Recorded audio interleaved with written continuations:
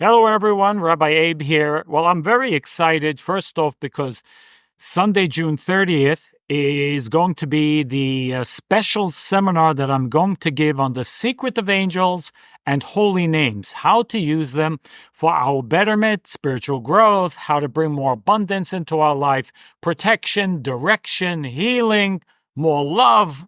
Okay, so I'm looking forward to that. In fact, if you're seeing this video after the fact, well, go to rabbieabe.com and you can get the seminar online, okay, over there at my website.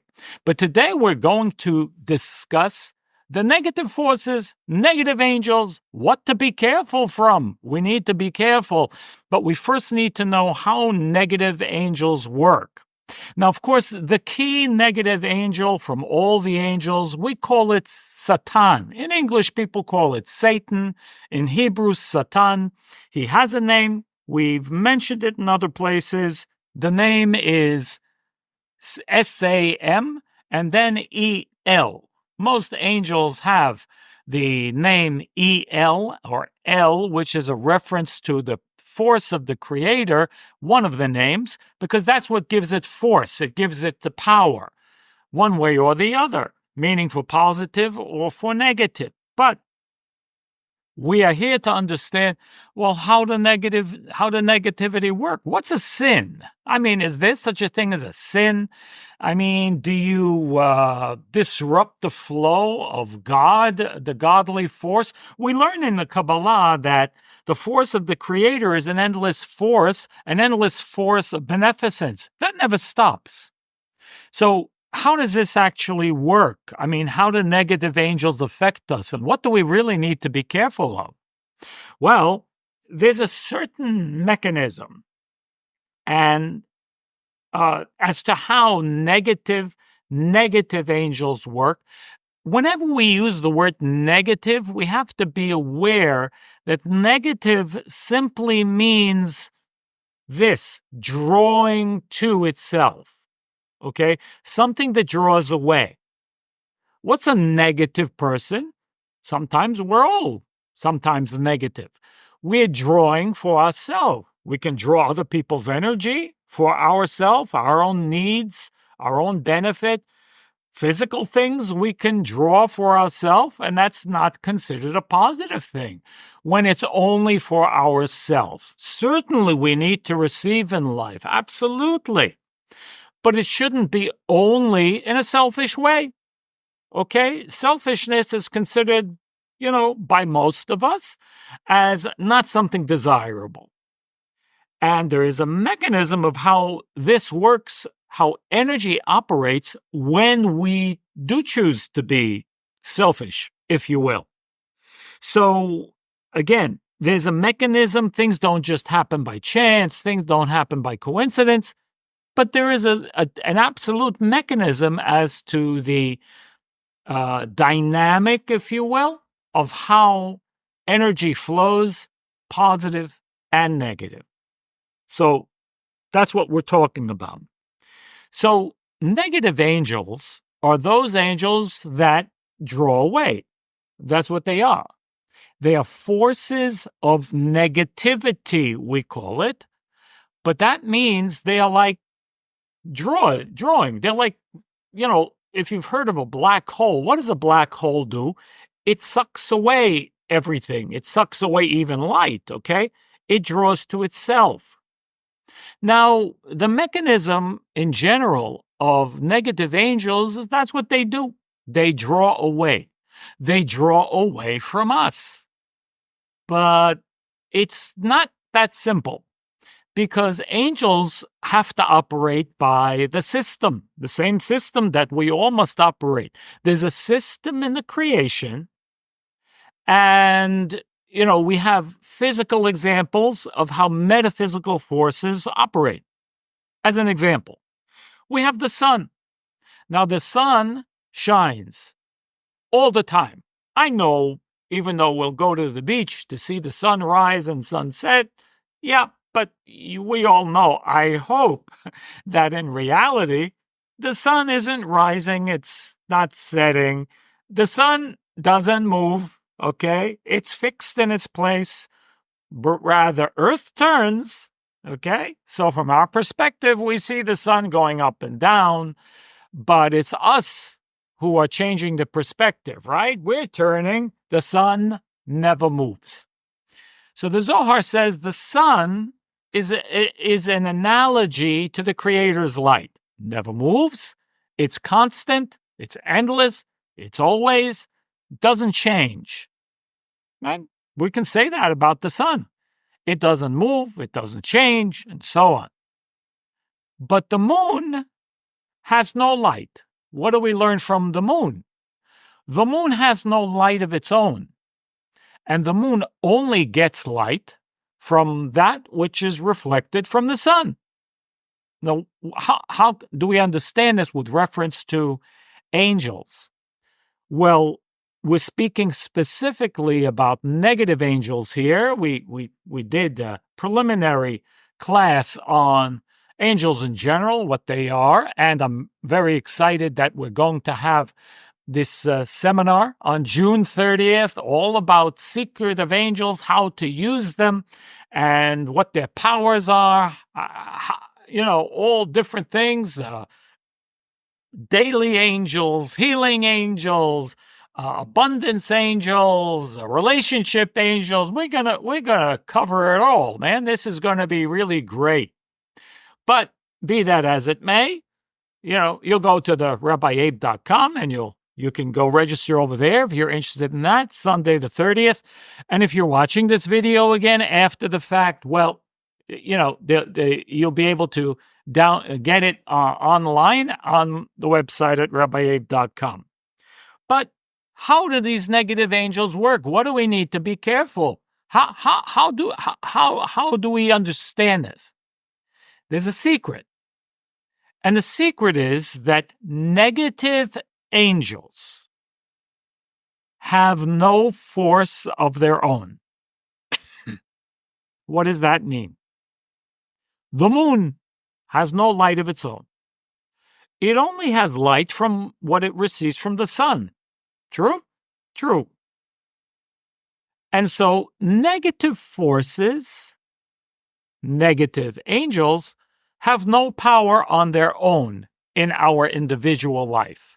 Yes, there's a collective of negative forces. Yes, the collective of energy. We'll get into that in the in the course itself, in the seminar. But from our individual perspective, the negative forces in our life can do nothing to us as long as we don't feed them with energy. As long as we don't feed them with energy. And how is it exactly that we do that? Well, very simple. I'll give you an example. Let's say something makes us angry. And anger is a tremendous amount of energy. Think about it. When you're angry, you can have a lot of energy to do a lot of, sometimes a lot of damage. Sometimes people abuse or they curse or whatever, creates angels.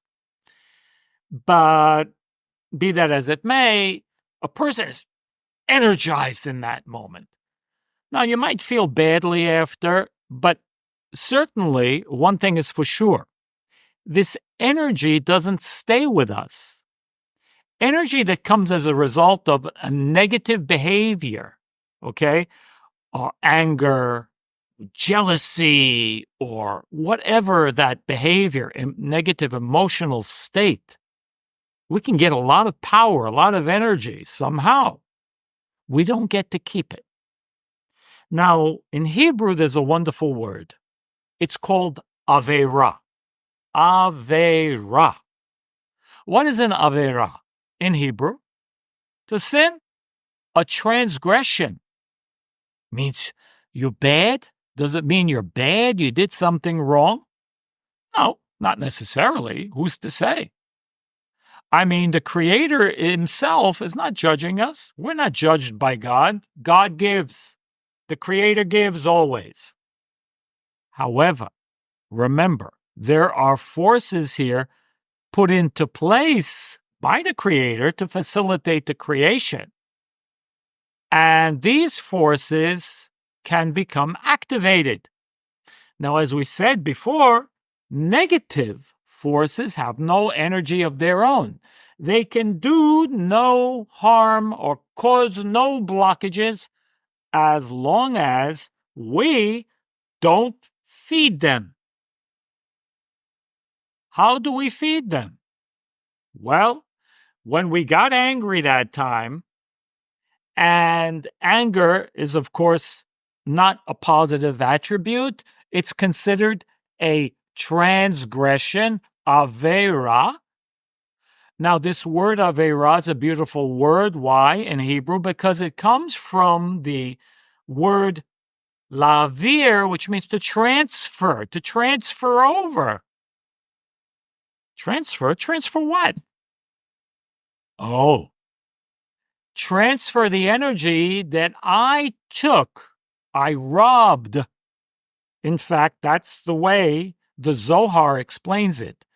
Through negative human activity, or what we call the reactive system of behavior, or impure system, we rob God's light. We rob the Creator's light.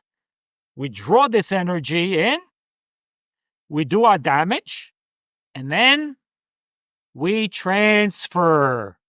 We transfer it over, the transgression. We transfer it.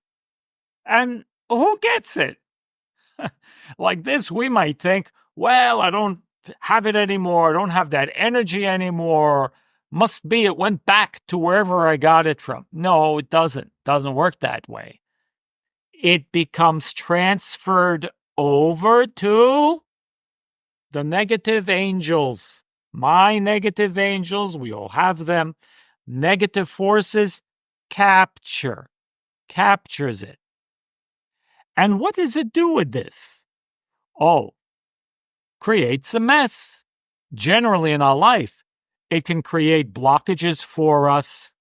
It can create lack of clarity for us, cause frustration, more of the same anger, because remember, negative forces want to be fed. It's like a hungry animal wants to be fed. So it'll block us from seeing clearly, may cause confusion, more anger. So you see, it'll cause us to be more reactive so that we'll feed it more. Ultimately, that's the system. Perpetuates itself. In fact, how do you think addictions work?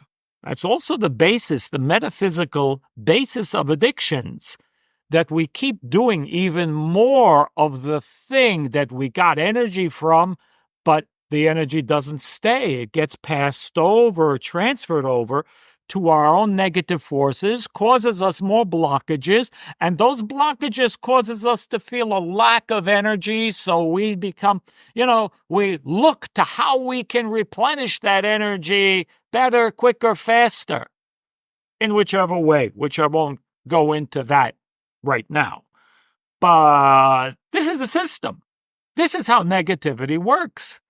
Now, of course, I'm abbreviating it. I'll go more into detail, of course, in the seminar. It's a very important seminar. I can't stress the importance enough because,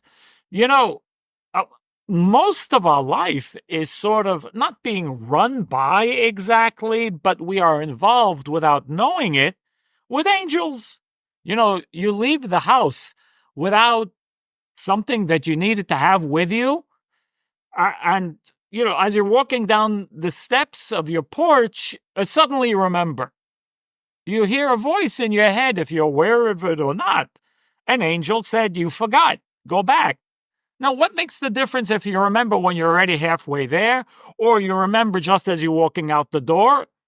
Is there something that determines this? Yes, the strength of your positive angel.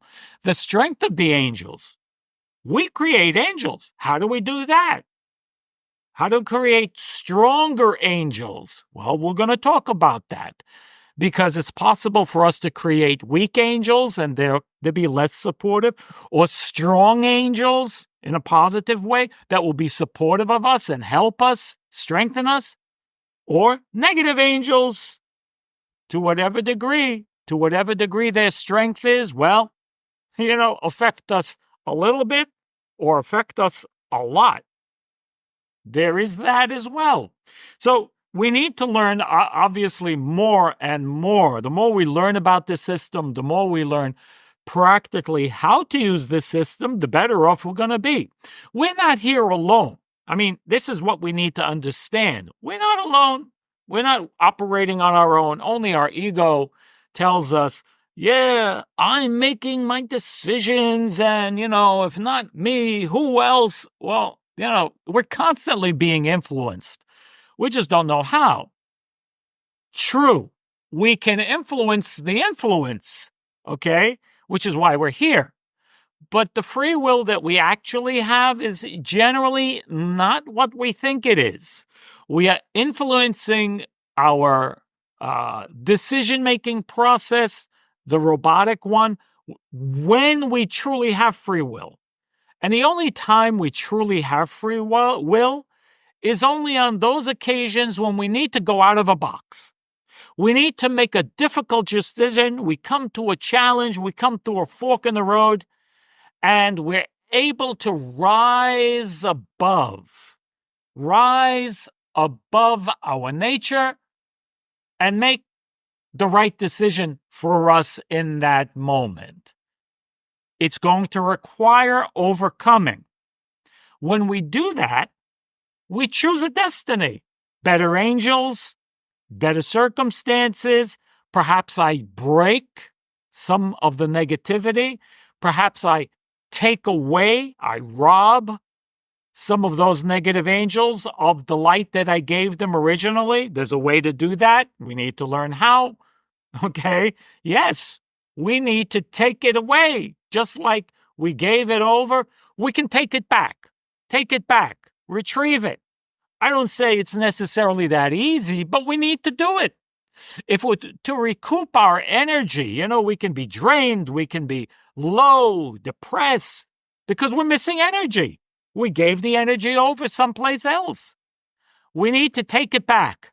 Take back the energy and understand how to limit or stop. I mean, I don't know if we can stop it altogether because we're human beings, but at least limit the passing over of our precious, precious energy and light from going over to the negative forces in our life so that they won't have as much influence over us in our life, and we will have more clarity and more certainty to be able to do the work that we need to do and overcome the challenges and be strong, happy, and successful. Be blessed, guys, and I hope to see you on June 30th in the seminar. All the best.